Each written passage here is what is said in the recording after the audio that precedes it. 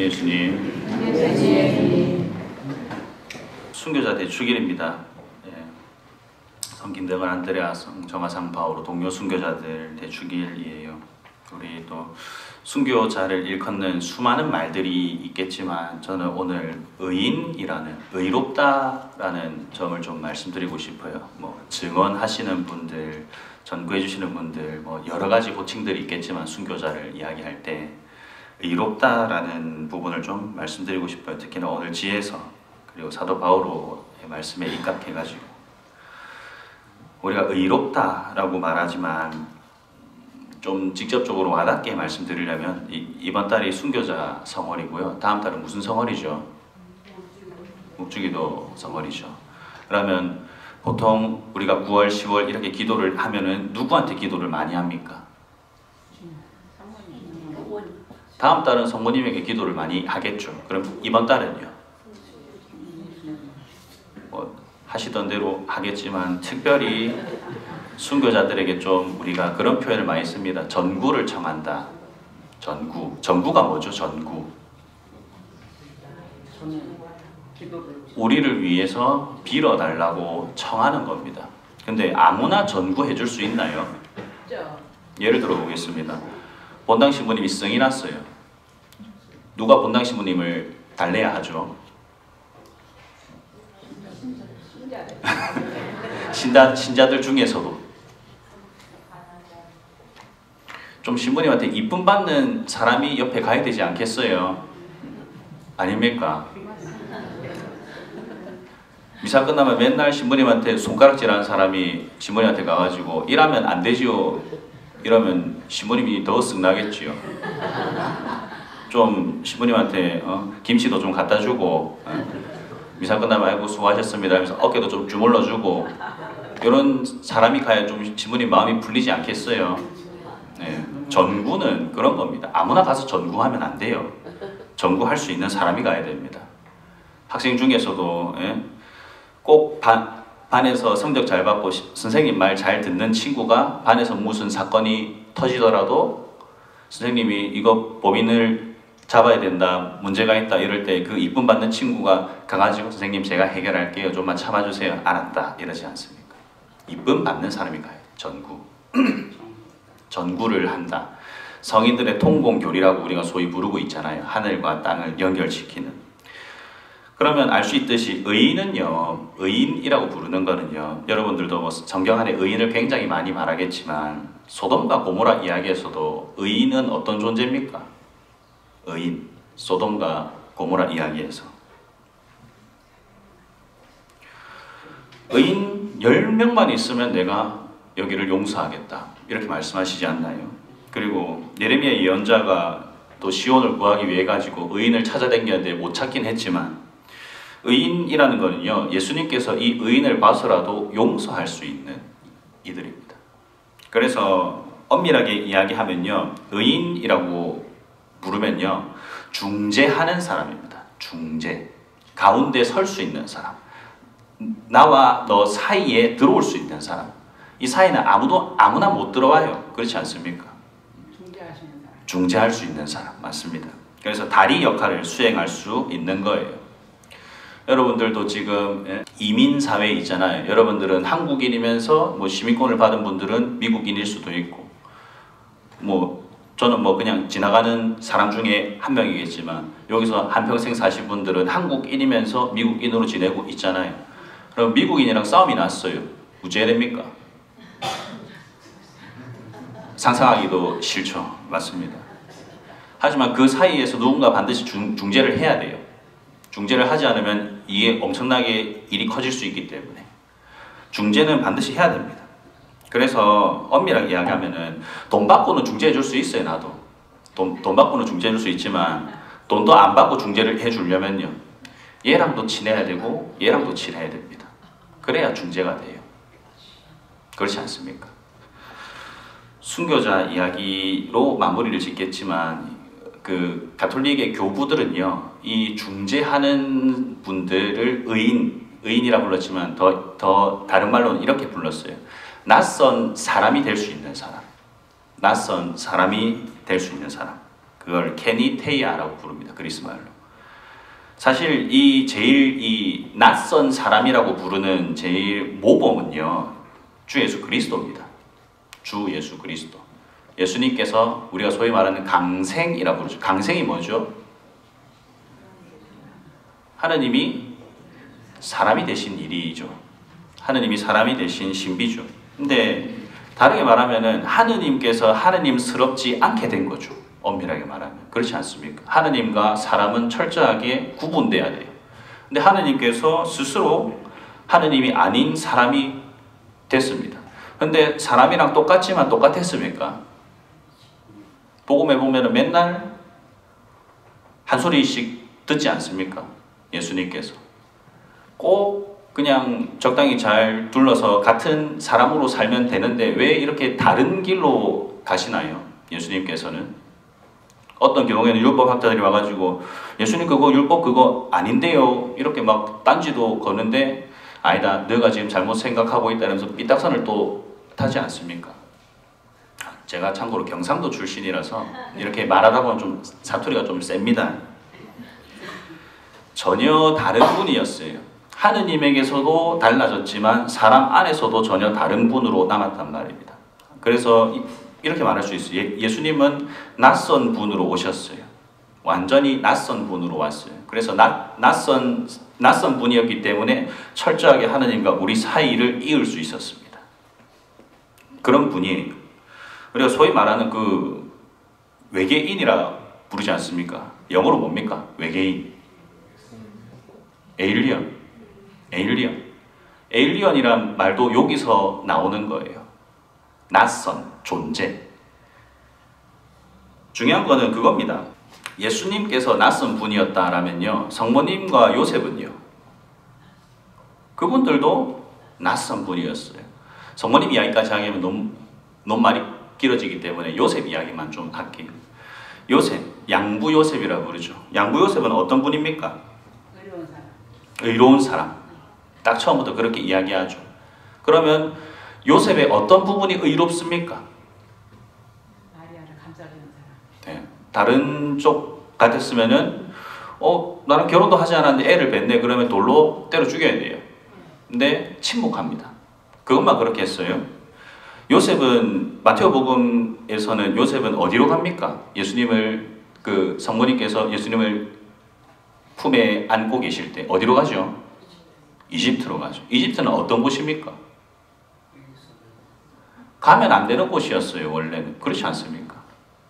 이집트에서 나와서 약속된 땅으로 간 민족이 유대 민족들이잖아요. 근데 그 민족이 다시 이집트로 돌아간다는 건 뭘 뜻하겠어요?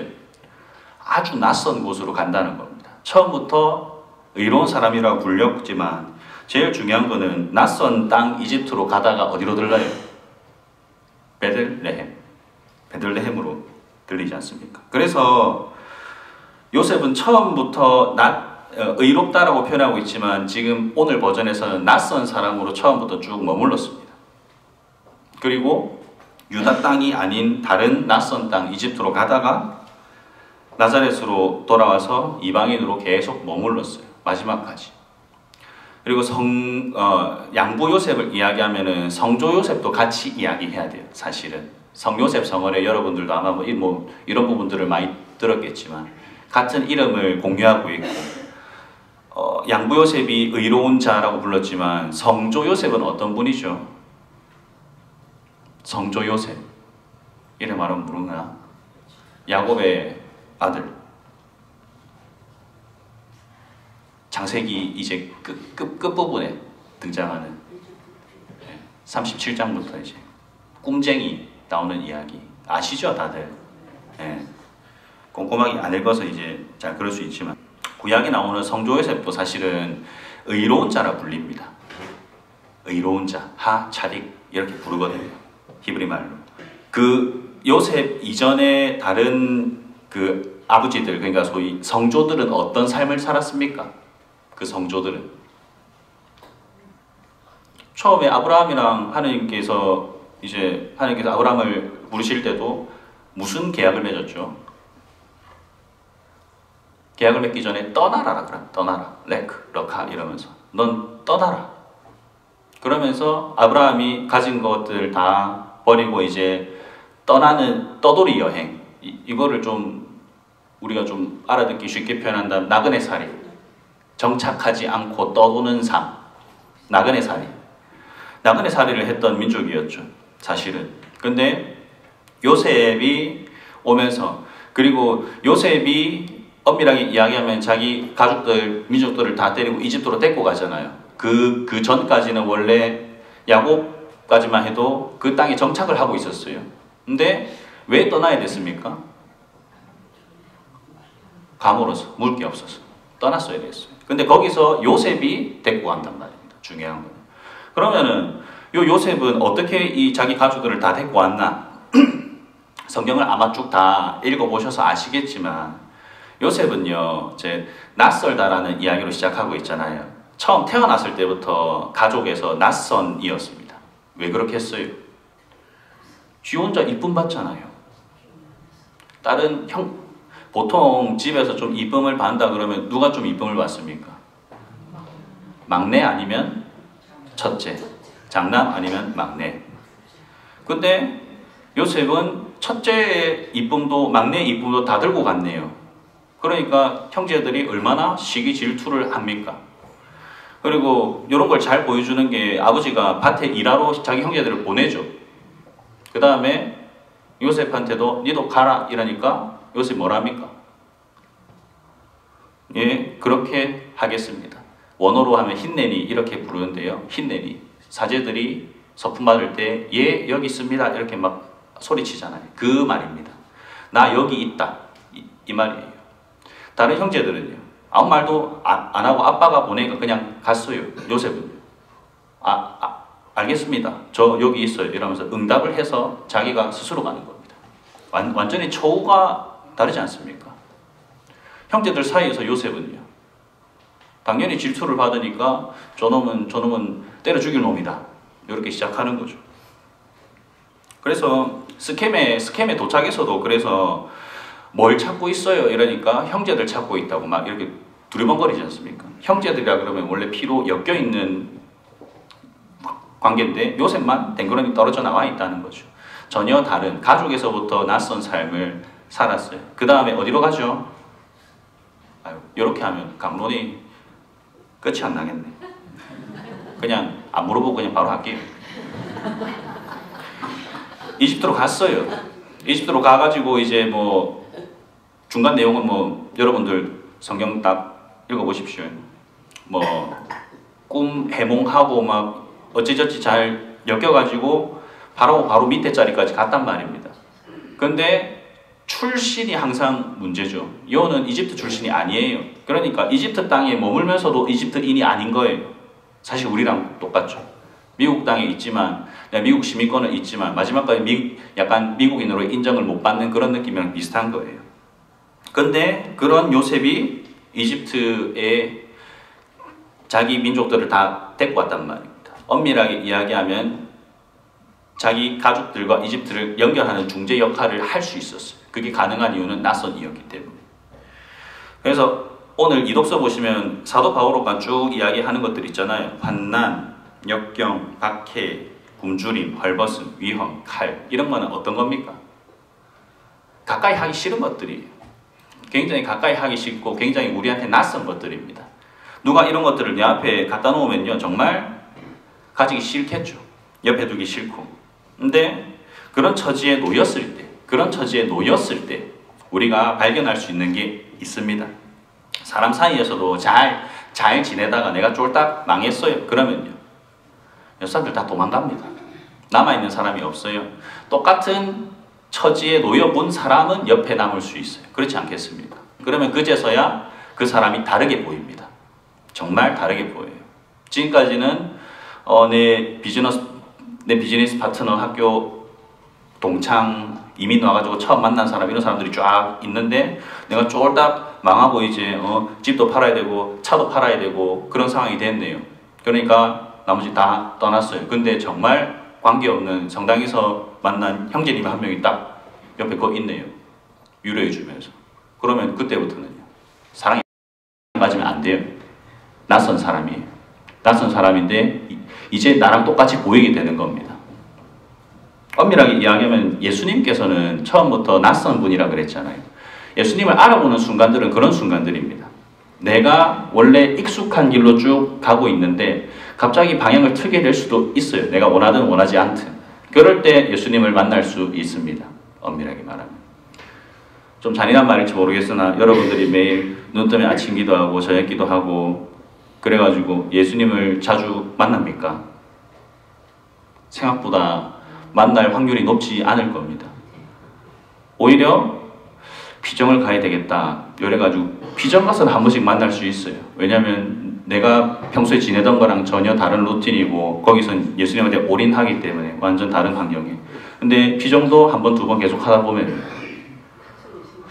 왜 못 만나지? 왜 처음 비정할 때 그 느낌이 없지? 이럴 확률이 높겠죠. 살면서도 그냥 주일만 잘 지키면 되지 이러면서 주일 미사 오다가 너무 힘든 일이 있어가지고 평일에 한번 미사를 왔네요. 근데 거기서 갑자기 전혀 다른 느낌을 받는 분들도 많을 겁니다. 말하고자 하는 거는 낯선 것들이에요. 낯선 것들. 그리고 여러분들이 하느님을 만나고 싶다, 예수님을 만나고 싶다 그렇지만 하느님 그리고 예수 그리스도는 어떤 분입니까? 거룩한 분이에요. 거룩한 분. 거룩하다라는 게 뭐죠? 거룩하다.